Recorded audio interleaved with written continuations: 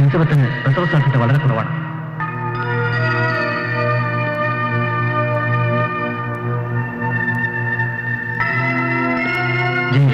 എലിസബത്തിന് പ്രസവ സാധ്യത വളരെ കുറവാണ്.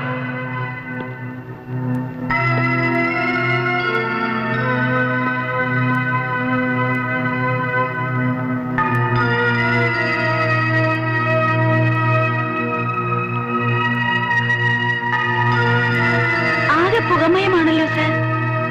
സാറ് ദേഷ്യപ്പെടണ്ട.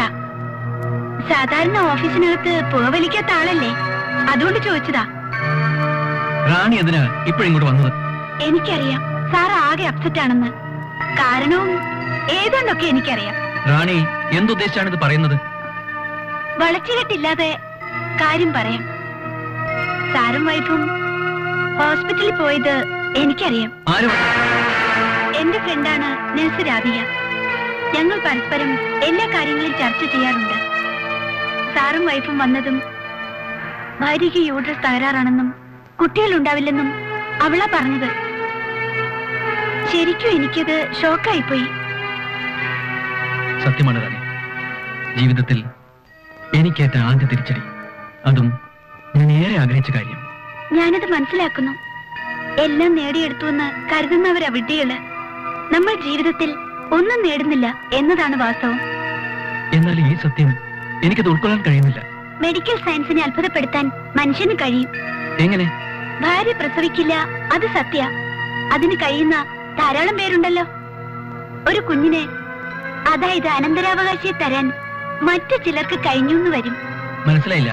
ഈ കാര്യത്തിൽ ഞാൻ സാറിനെ സഹായിക്കാം. സാറ് വിചാരിച്ചാൽ അത് നടക്കും. താൻ ഉദ്ദേശിക്കുന്നത് എനിക്ക് മനസ്സിലായി. അത് നടക്കില്ല. ഞാൻ പറഞ്ഞു കഴിഞ്ഞില്ലല്ലോ. അതിനു മുൻപേ സാരമില്ല, എനിക്ക് മനസ്സിലാവും സാറിന്റെ വിഷമം. വേണ്ട, കൂടുതലൊന്നും പറയണ്ട. എലിസബത്തിനെ മറന്നൊരു ജീവിതം എനിക്കുണ്ടാവില്ല. ആ സ്നേഹബന്ധം എനിക്കറിയാം. അത് അർത്ഥമാറ്റാതെ പരിഹരിക്കാവുന്നതേ ഉള്ളൂ. ആ കുടുംബത്തിൽ തന്നെ അതിന് സാഹചര്യമുണ്ട്. എന്താണ് നീ ഉദ്ദേശിക്കുന്നത്? എലിസബത്തിന്റെ അനുജത്തി റീത്ത. അവൾ എന്തുകൊണ്ടും സാറിന് ചേരും. ഒരു പക്ഷേ എലിസബത്തിനേക്കാൾ. നോ, അത് നടക്കില്ല. വേറെ ആരെങ്കിലും വിവാഹം കഴിക്കുന്നതിനേക്കാൾ ഭേദം. ഇല്ല, റീത്തയുടെ വിവാഹം വേറെ നിശ്ചയിച്ചതാണ്. അത് പാടില്ല. ഇവിടെ സാറ് തോറ്റാൽ ജീവിതത്തിൽ തന്നെ തോൽക്കും. ഇതൊക്കെ ലോകത്ത് സാധാരണയാണ്. എലിസബത്ത് സാറിനെ സ്നേഹിക്കുന്നുണ്ടെങ്കിൽ ഇത് സമ്മതിക്കും. എന്റെ ജീവനാണ് എലിസബത്ത്. അവളുടെ കുറവുകളെ ഞാൻ മുതലെടുക്കാണെന്ന് കരുതില്ലേ? ഇല്ല, എല്ലാ സ്വത്തുക്കളുടെ അവകാശി സ്വന്തം രക്തത്തിൽ പിറക്കുന്ന കുഞ്ഞുങ്ങളാകുന്നതല്ലേ ബുദ്ധി. എന്നാലും ഇത് ഒരു എന്നാലും ഇല്ല. ഈ യുവത്വം എന്നും നിലനിൽക്കില്ല. ഭാര്യയുടെ എതിർപ്പ് സംഗതി വ്യക്തമാവുമ്പോ മാറിക്കോളും. എന്നാലും ഭാര്യയുടെ അനിയത്തെ കെട്ടാൻ സമ്മതിക്കൂ? അവിടെയാണ് മിടുക്ക്. ജീവിതം ഒന്നേ ഉള്ളൂ.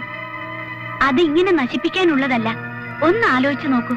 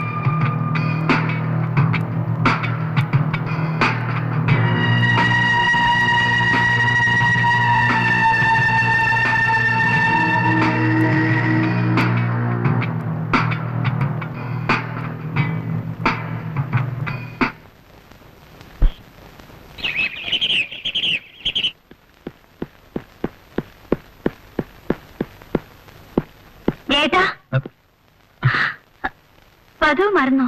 ഓ സോറി, ഓഫീസിലെ വർക്കിന്റെ ടെൻഷനിൽ ഒക്കെ മറന്നു.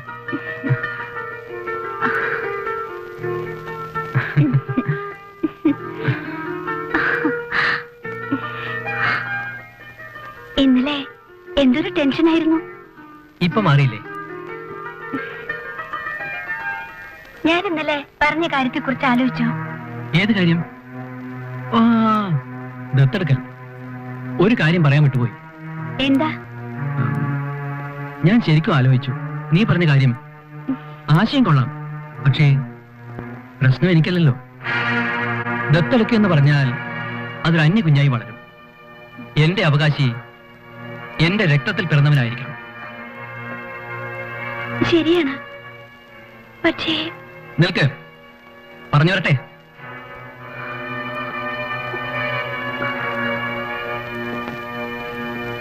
അതായത് ഞാൻ ഒരു വിവാഹം കൂടി കഴിക്കാൻ തീരുമാനിച്ചു.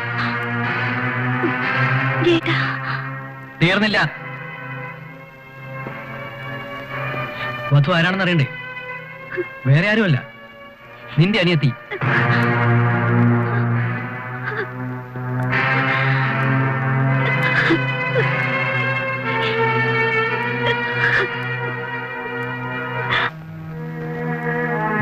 എന്താ ചേച്ചി, ചേട്ടൻ വഴക്ക് പറഞ്ഞോ? എന്താ പറഞ്ഞത്?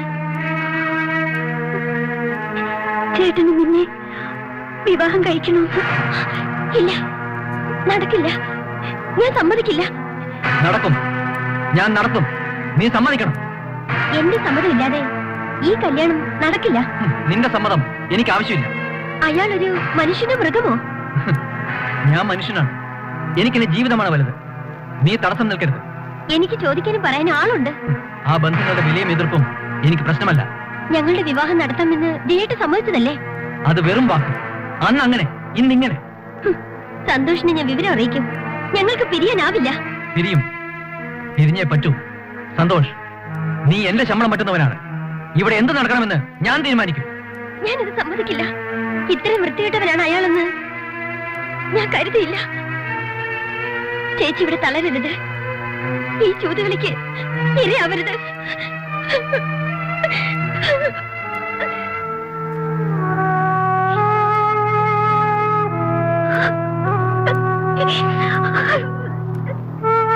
കാര്യങ്ങളൊക്കെ നിനക്കറിയാവുന്നതല്ലേ? തോന്നുമ്പോൾ പല രീതിയിൽ പറഞ്ഞാൽ അത് കേൾക്കാൻ എനിക്ക് ബുദ്ധിമുട്ടുണ്ട് സാർ. നിന്റെ മുതലാളിയായ എന്നെ അനുസരിക്കാൻ നീ ബാധ്യസ്ഥനാണ്. അതെന്റെ വ്യക്തിപരമായ കാര്യങ്ങളാവരുതെന്ന് എനിക്ക് നിർബന്ധമുണ്ട്. അവൾ എന്റെ ഭാര്യയുടെ അനുജത്തിയാണ്, എന്റെ കാമുകിയും. ഞാൻ അവളെ വിവാഹം ചെയ്യാൻ തീരുമാനിച്ചിരിക്കുകയാണ്. അത് നടക്കുമെന്ന് എനിക്ക് തോന്നുന്നില്ല. അപ്പോൾ നീ പിന്മാറില്ല? 100%. നീ ദിവസവും പത്രങ്ങളിൽ കൊല്ലപ്പെടുന്നവരുടെ യഥാർത്ഥ കഥകൾ വായിക്കാറില്ല അല്ലേ? എന്താ, ഭീഷണിയാണോ? അല്ല, ഉപദേശം. ഏതെങ്കിലും റെയിൽവേ ട്രാക്കിലോ റോഡരികത്തോ കത്തിക്കരിഞ്ഞ അജ്ഞാത മൃതദേഹം അതാവണോ നിനക്ക്?